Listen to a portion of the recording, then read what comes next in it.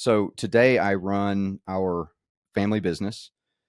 I'm fifth generation. We're a 129-year-old company, which is kind of wild. But That's really cool.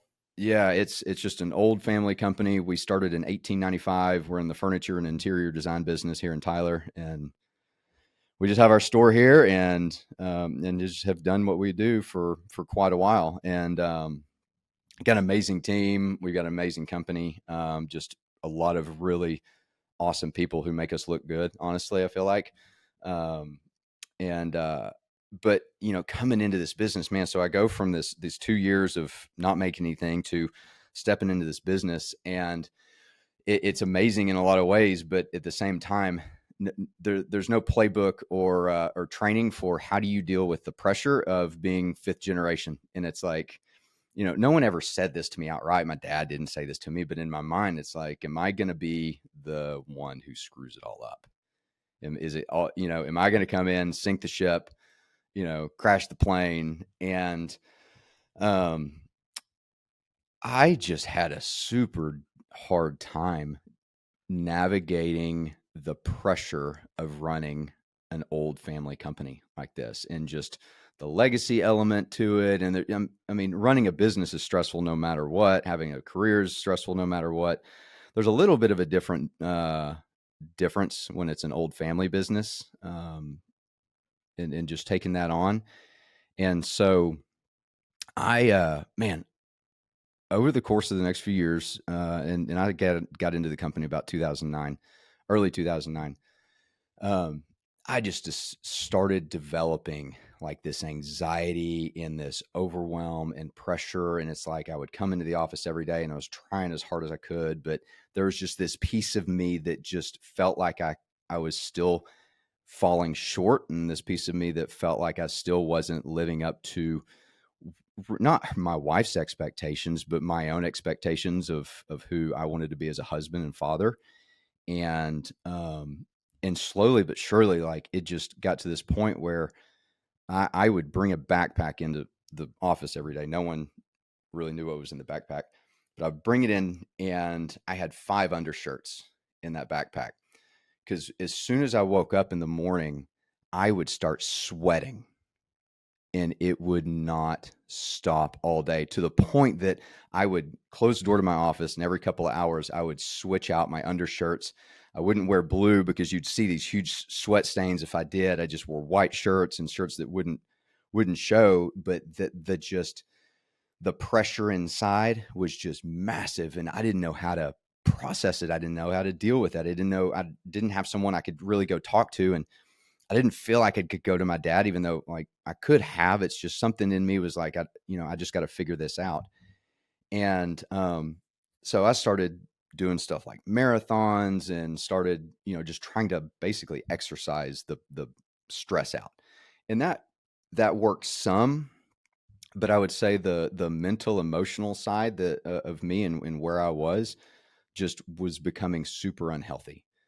Even though I had like an amazing wife at home, and these two, get these 2 amazing children that we get blessed with. And there was just this side of me where I felt super inadequate in the store. Um, didn't know how to do, didn't feel like I knew how to do anything. I mean, we're pretty successful now, so I have figured it out. But at the time, I just was struggling. Um, and I want to share this story because I think it's important for men to know that, like, if you're struggling, man, you're not alone. I think it's really hard when men are in this space, and it's like no one's dealing with what I'm dealing with, or I can't go and talk about this to anybody. And when you feel alone, you just kind of die inside, and you just shove everything down. Maybe you sedate it away, and numb it out with something. My internal rules said, I can't take this out on my family. That's not the man I am. I also refused to crawl inside of a bottle over this. And so, it began to manifest itself in some very maladaptive ways. And in this one night, I just went out in my garage. No one knew about this. I just slipped out in my garage, in this space where I had felt like I had no answers. I was so angry at myself. I was so really had become filled with this level of self-hate. And I just stepped in the garage and just started wailing on myself. I mean, just balled up my fist and with no other answers, just started knocking the tar out of myself. And that's the best answer I had. Like, I had all this frustration. I couldn't take it out on somebody else. I didn't have any answers. I wasn't going to just go drink or do drugs. Like, but I still had all this stuff, right? And I couldn't do enough workouts. I couldn't run far enough. And this went on for a while. And finally this one night I'm out there and I hear this voice, and it was like, I know it was just in my heart and my mind, but I hear this voice, and in my mind, it was there, like, absolutely, it was God speaking in my life. And he just said, "What's next?" Like, just audibly, just sitting there in my garage in this darkness, just lost, confused, frustrated. And the voice just said, "What's next?" And I knew right there that I was at this crossroads. Like, I was either going to continue to go down this path, and very obvious logically where this is going to go. Like, you can't just self-destruct at this level, and for forever without it getting to a final spot. And I just knew that I refused to allow that to be my story. It's like, I didn't know what I was going to do, didn't know how I was going to get out of it, had no answers still. And so I started just going on an absolute tear. I've found coaches, and I started finding help and finding resources and the tools and the training to begin restoring some order and some health into my life. I mean, there's no way I had a good energy about me. I mean, I might have looked super fit back then, but mentally, emotionally, just wasn't. And it was either my family's going to have to deal with this man that just can't get it together, or I'm going to figure this out. I'm going to take responsibility for where I'm at, and just rebuild myself. Yeah. And slowly but surely, I began to heal, and I began to do work, and God started working on my heart and on my mind, and brought the right people into my world. And some of the people, I cannot even explain how they got there, but it was like, God, this is the perfect person that I need right now to help me start seeing the value that was in me and the worth that was in me, regardless of how I was doing in business, and that my family needed me, and that my wife needed a healthy husband to come home, and that his children needed a healthy father to show up and be present for them.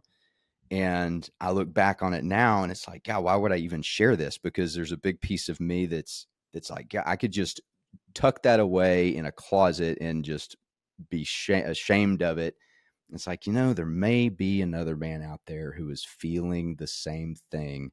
And if Absolutely. I can share in a way that helps someone not find their way into the darkness that I was experiencing, man.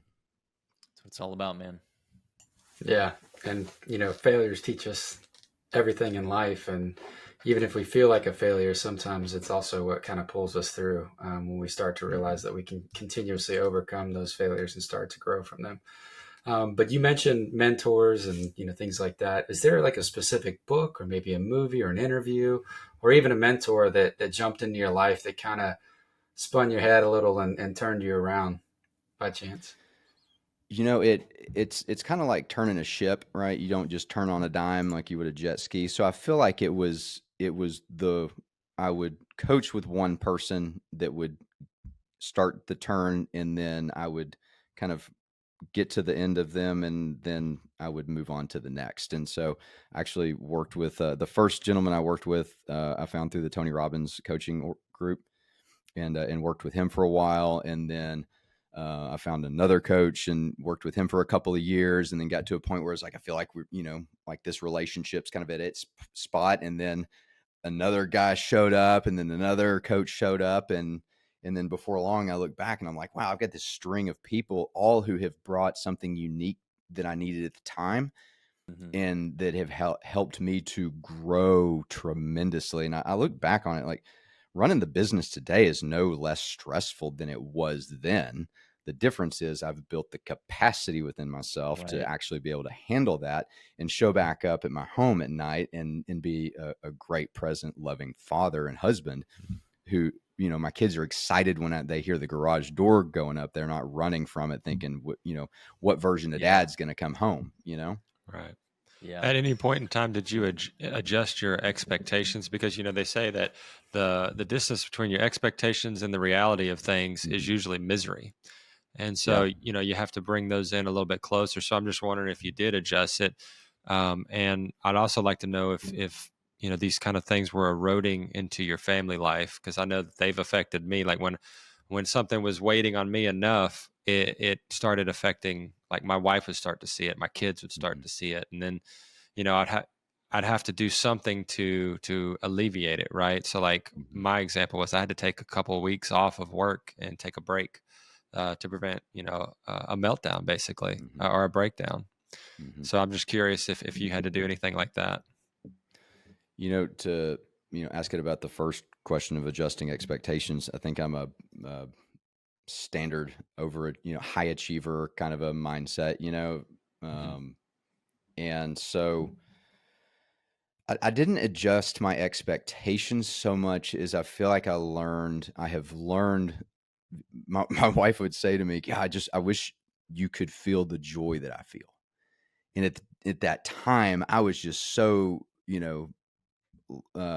so in the midst of my stuff that I couldn't feel that, I didn't understand that. And now it's like, oh, I see what joy is. I can have a super stressful day at the store and I can deal with a bunch of stuff that's not fun in the office, and I can still go home and just melt into my family, and they can feel me show up and love them. But those things aren't, they don't teach us that in school. We go to college, we get a degree, even our, first job or two, like they don't train men to understand how do you deal with this pressure. And then how do you also shift gears and still be a great husband, father? I think it's easy to show up and kill it in the office and then show up and just also fire blast your family when you get home. That's not the Yep. image of the man I want to be. And I never, and that's the thing, like I wasn't taking it out on them directly, like wasn't abusive to my family. That's why the only answer I had was, well, I can abuse myself. Right. Like that's okay, because in my mind, I'm worthless and don't measure up to anything anyway. So that's acceptable. But it absolutely impacted my relationship with my family. I mean, Yeah. my Of wife course. couldn't feel the love that she needed. And I mean, we've always had a good marriage, but she wasn't getting the best of me during Right. those Right. years. She was, Yeah. I mean, if you don't she love was, yourself, how are you going to like pour over to her, yeah, yeah. And man, self-hate is just, it is a vicious, vicious thing. And I think that there's probably quite a few men that look in the mirror every day and they hate themselves, but maybe don't even know it, because I didn't even realize what it was at that time. Right. I didn't have answers to anything. I didn't have someone pouring some truth into my life beyond, well, just be happy or just, shrug it off. It's like, well, it's not that easy.